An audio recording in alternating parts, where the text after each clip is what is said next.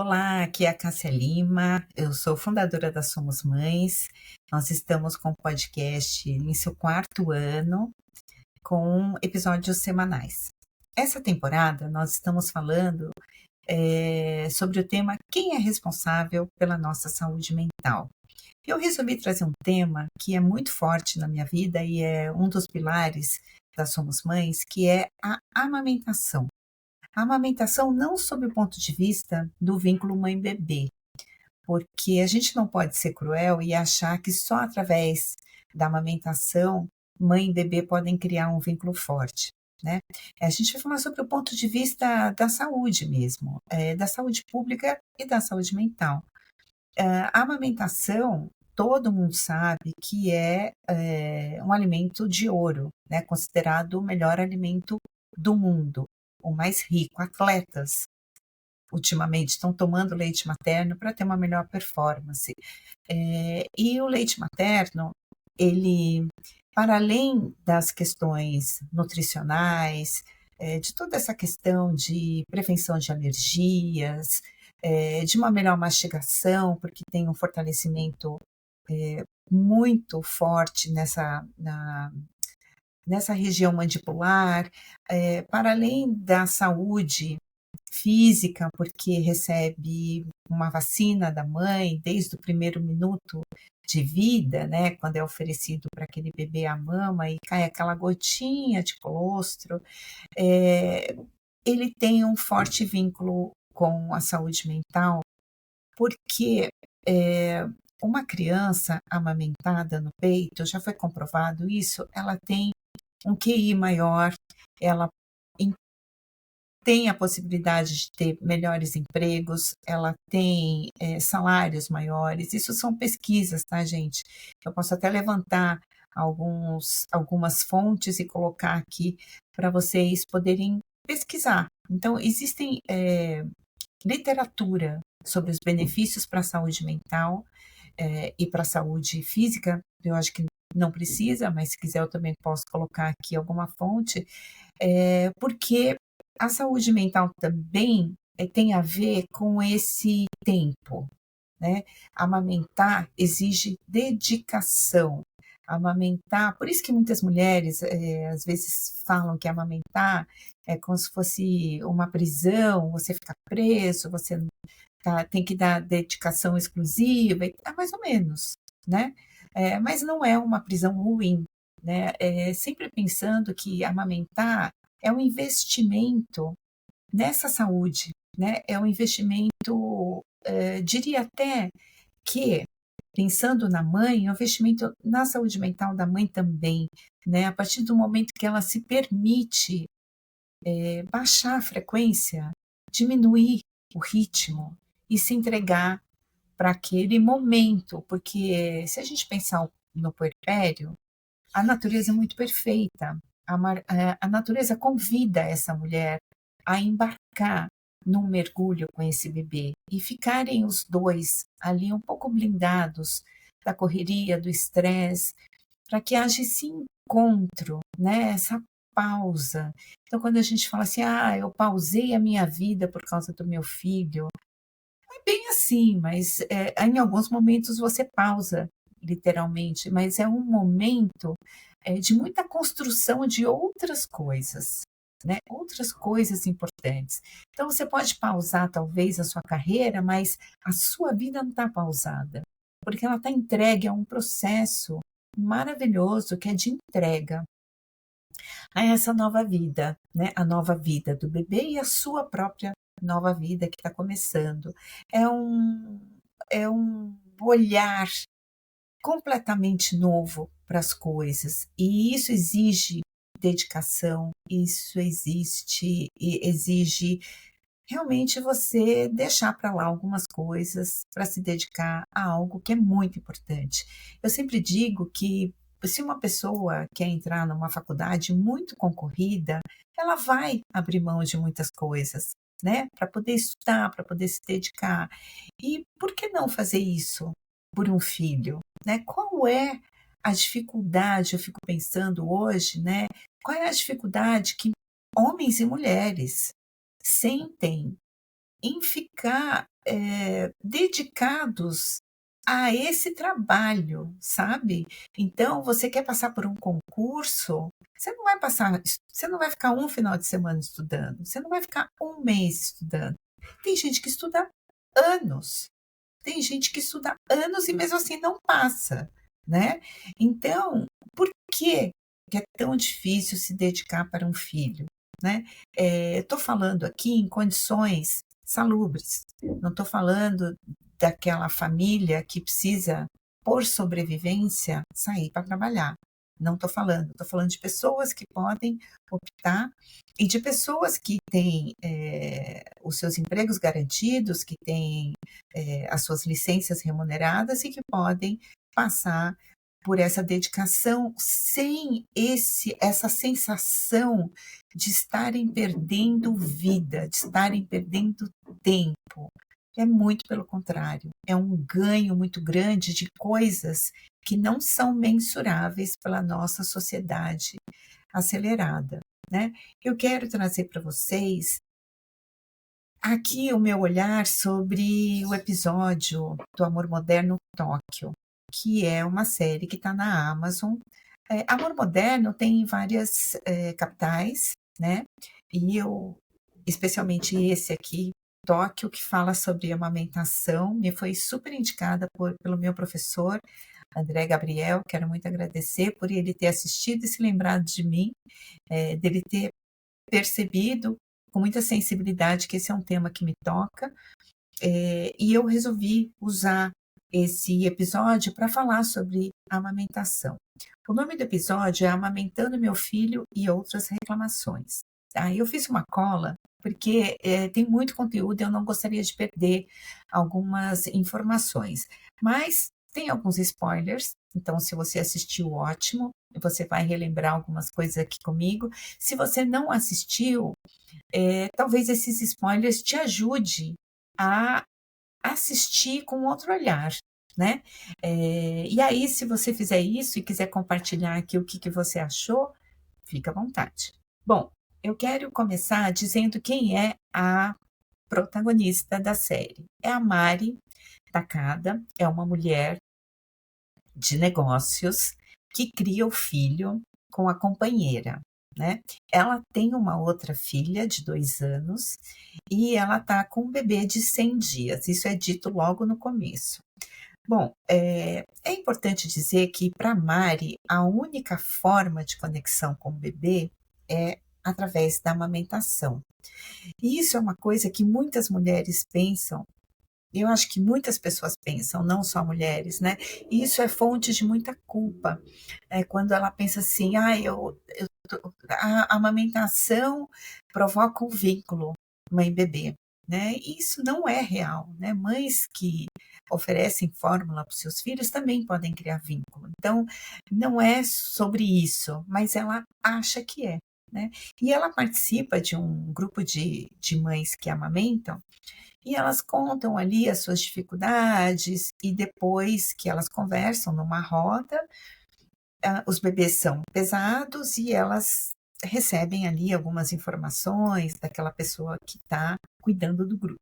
Bom, o episódio começa com a Mari extraindo leite numa sala de reunião, né, ela reservou uma sala de reunião na empresa e está lá com uma bomba extratora, tirando leite, enquanto ela ouve um discurso que ela própria deve ter gravado para estudar, para memorizar, de um discurso que ela vai fazer num evento profissional. E por isso ela vai ter que viajar e por isso ela está armazenando leite, né. Então ela está numa fúria, assim, para extrair leite, para deixar tudo armazenado por conta dessa viagem que ela vai fazer. Então reforçando, o bebê tem 100 dias, pouco mais de 3 meses, ainda está em aleitamento exclusivo, né, isso é importante dizer. Bom, então o episódio começa com ela extraindo leite e ela recebe uma mensagem pelo celular perguntando se ela vai, né, aí ela fala: "Nossa", né, meio que lembra que tinha um encontro com essas mães que amamentam e ela sai correndo.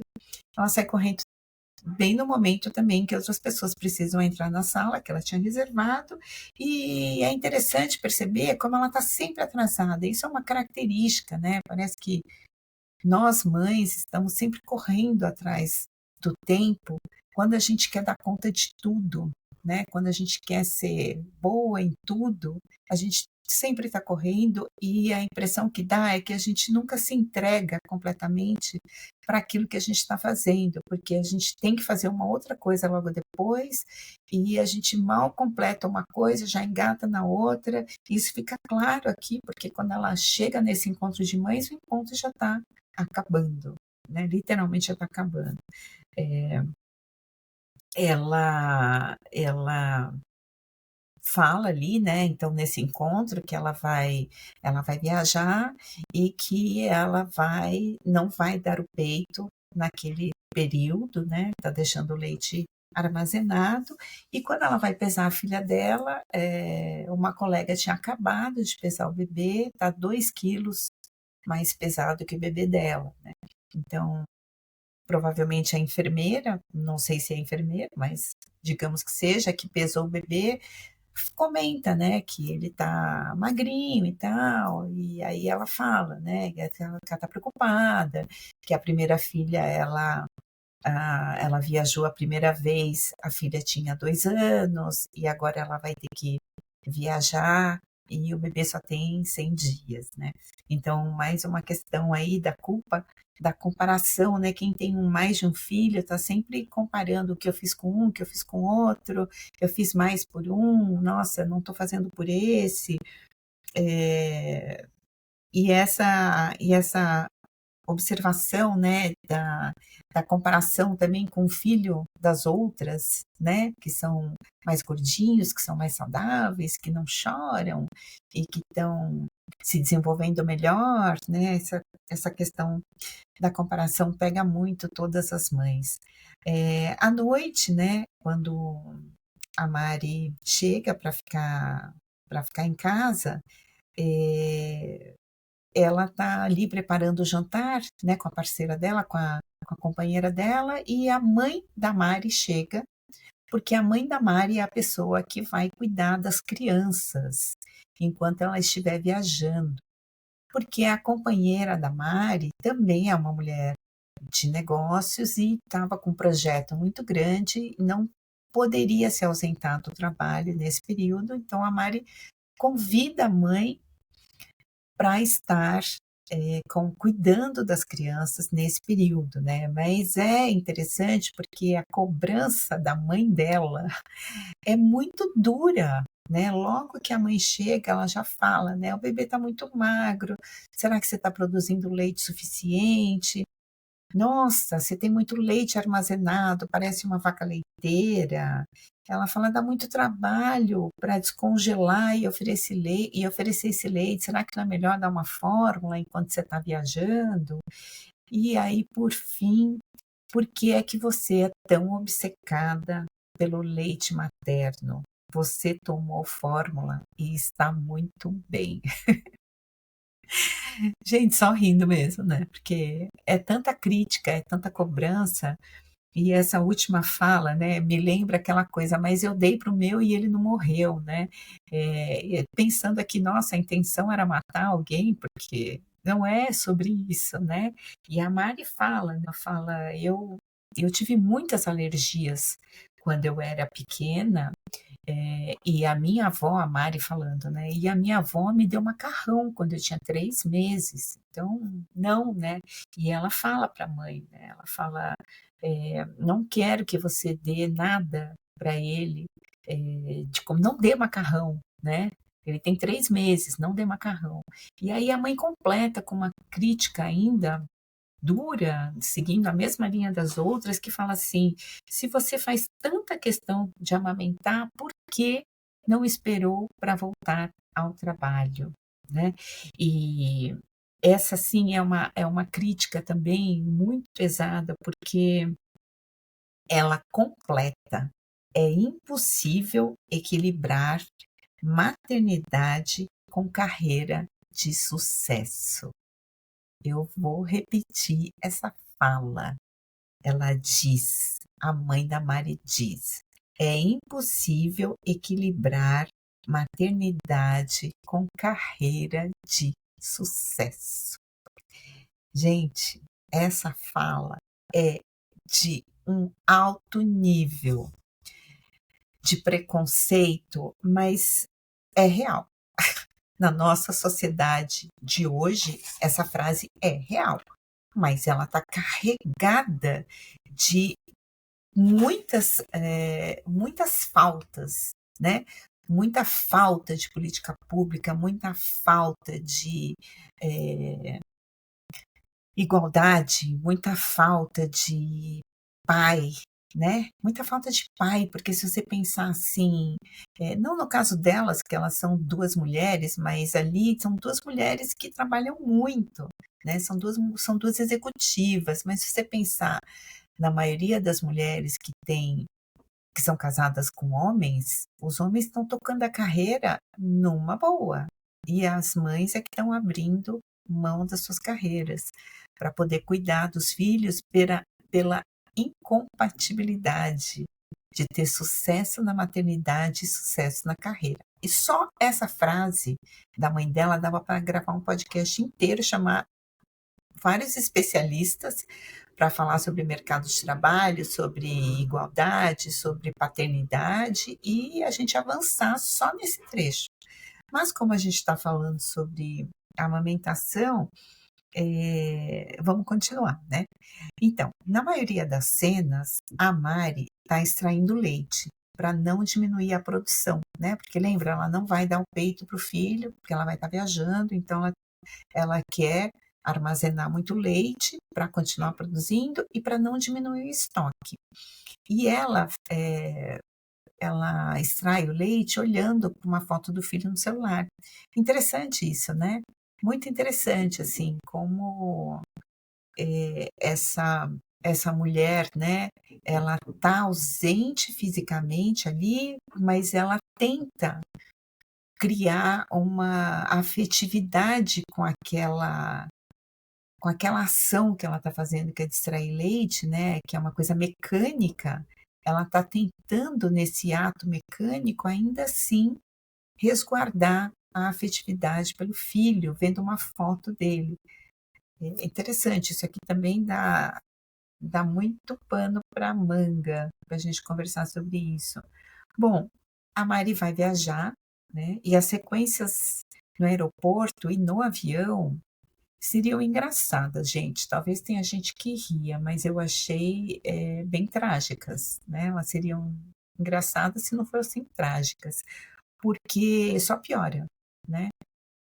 As cenas vão se tornando muito ruins, assim, são muito anti-mãe, né? Então ela tenta embarcar com a bomba extratora, e aí falam que ela não pode, ela tem que despachar, e aí tem todo aquele trabalho para ela despachar, ela já tinha despachado as malas, enfim, né?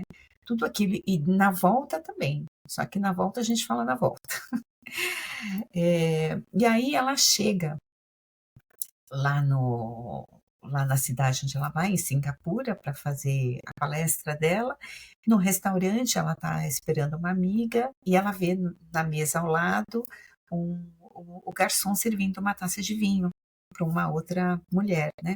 E ela olha para aquilo e ela está tomando suco de laranja e a amiga chega, a amiga também pede uma taça de vinho e a amiga fala: "Você não vai beber?" E ela fala: "Não, eu estou amamentando."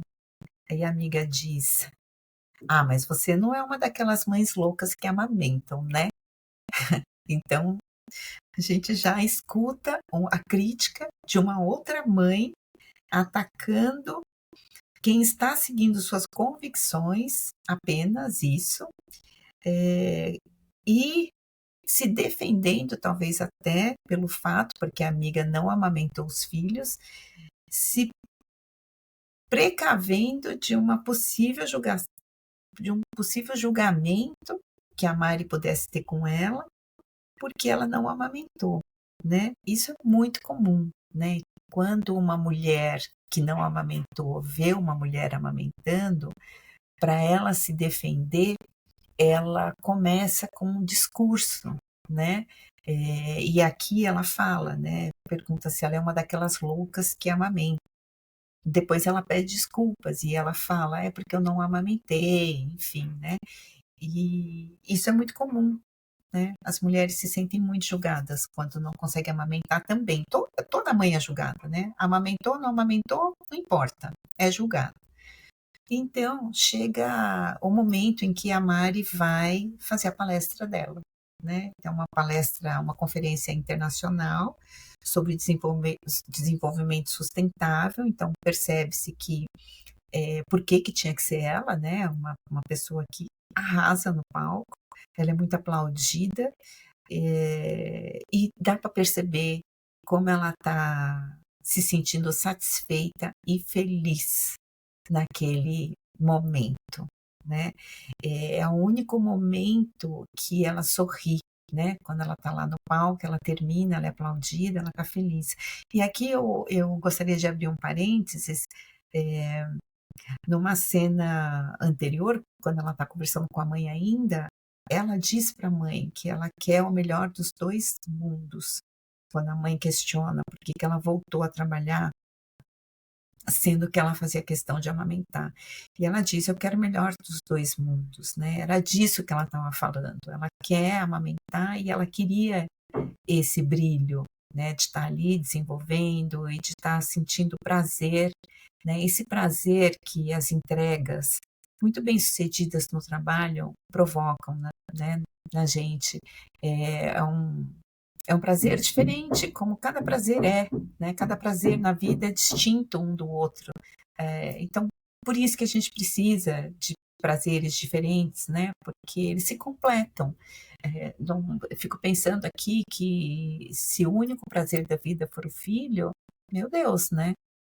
É muito complicada a vida dessa mulher e desse filho, porque tem uma carga de cobrança também muito em cima desse filho, como se fosse o único responsável e a única fonte de prazer da vida dessa mulher. Então, é muito importante que uma pessoa tenha várias fontes de prazer, né? São prazeres muito distintos e que alimentam partes diferentes da nossa vida.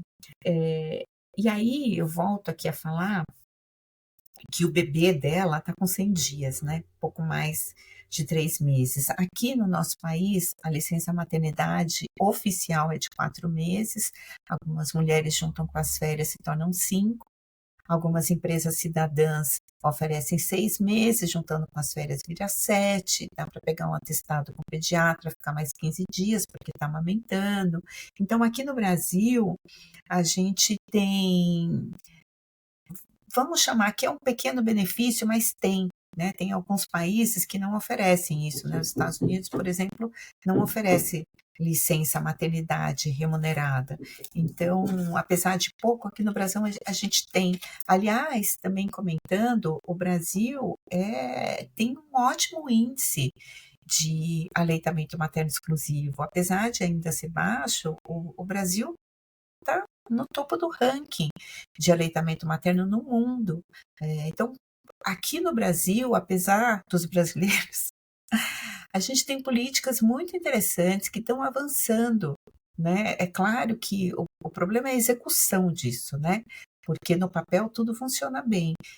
E no caso do aleitamento materno, deveria ser a licença maternidade ideal, mínima de 7 meses.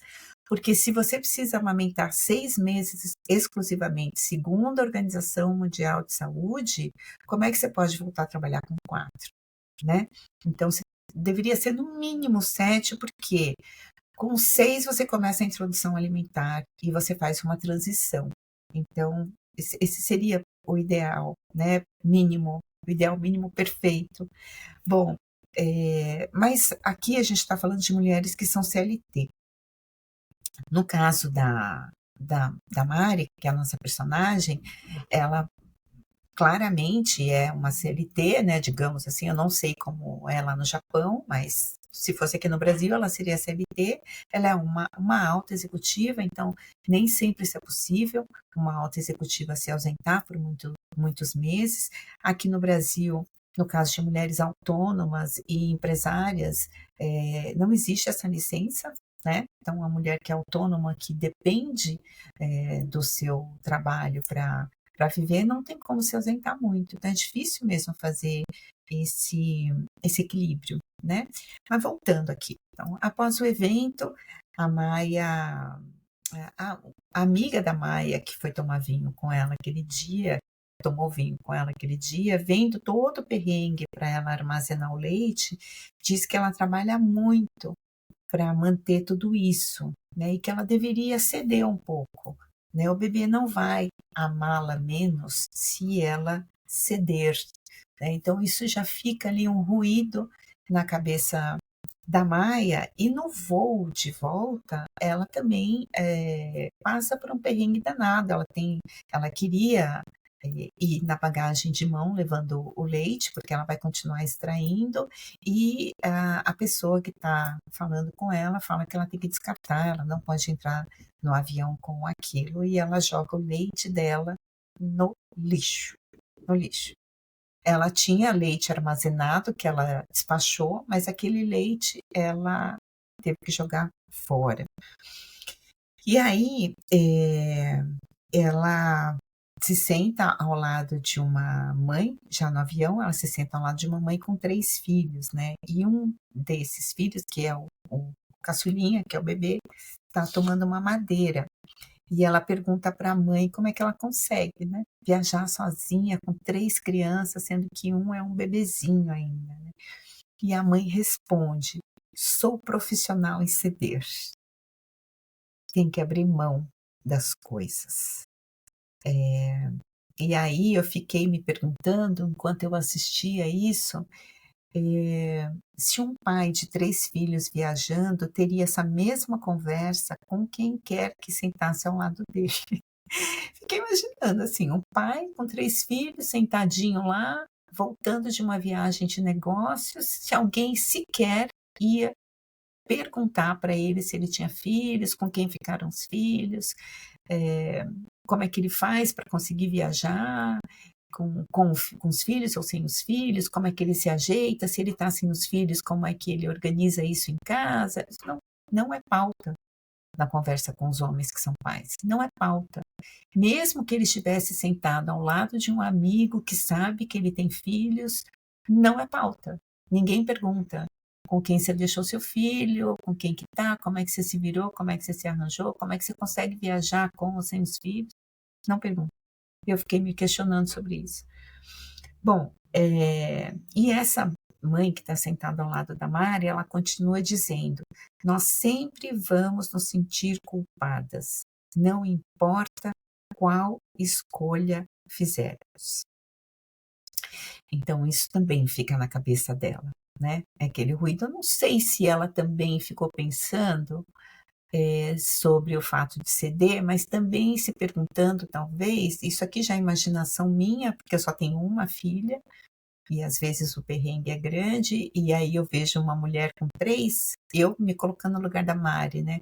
Poxa, ela com 3 e eu tô achando que eu tô no perrengue, né. É sempre a tal da comparação, né, as mães sempre se comparando. Bom, a Mari chega em casa de madrugada, exausta, a bagagem dela foi desviada com todo o leite que ela tinha armazenado e que ela tinha despachado, então ela já sabe que esse leite, quando voltar, ela vai ter que descartar, né. Bom, e ela chega em casa, a primeira coisa que ela faz é abrir a geladeira e ela vê que não tem mais leite armazenado, tinha acabado o estoque. E ela olha em cima da pia uma lata de fórmula. E ela vai até o quarto do bebê e vê a mãe dela dando mamadeira para o bebê dela. E eu fiquei pensando, né, nossa, o que que vai acontecer? E aí ela cai no choro. A mãe dela diz: "Desculpe, sei que você é contra a fórmula". E ela responde: "Não é por isso que eu estou chorando, eu só queria agradecer".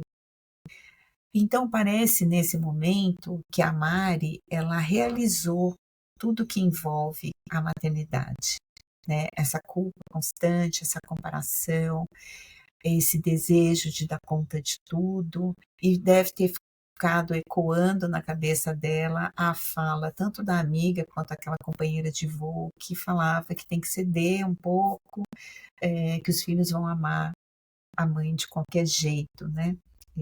Claro que esse qualquer jeito é entre aspas, né, a gente está falando de vida saudável, vida normal, não estamos falando de, amar a qualquer custo, apesar de violência, não, não tem nada disso aqui.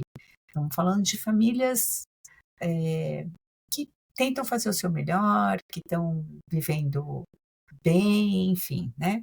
É disso que a gente está falando, o filho vai amar essa mulher, né, essa mãe. Não importa se ela deu fórmula ou mamadeira, a questão da amamentação é outra, falei no comecinho.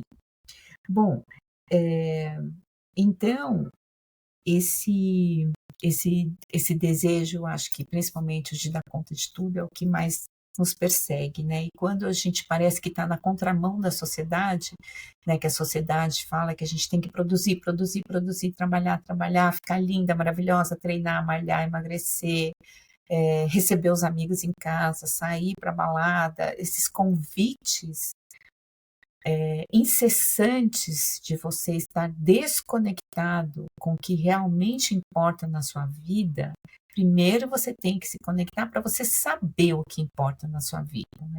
E a partir daí estar vinculado com o que importa, apesar das críticas que a gente sempre vai receber. Se a gente for uma mulher super bem-sucedida profissionalmente, sempre vai ter uma crítica. Se você não é bem-sucedida profissionalmente, sempre vai ter crítica, né. Então as pessoas estão sempre procurando. Agora eu escutei outro dia uma frase, aliás, escutei não, eu vi uma frase outro dia que eu achei perfeita, né. "Não aceite críticas de quem você não pediria sequer um conselho". Então é isso, tem muita gente que não faz a menor diferença na nossa vida, a gente não ia pedir conselho nunca para essa pessoa, por que que a gente está ouvindo a crítica que ela está fazendo? Não tem sentido isso, né.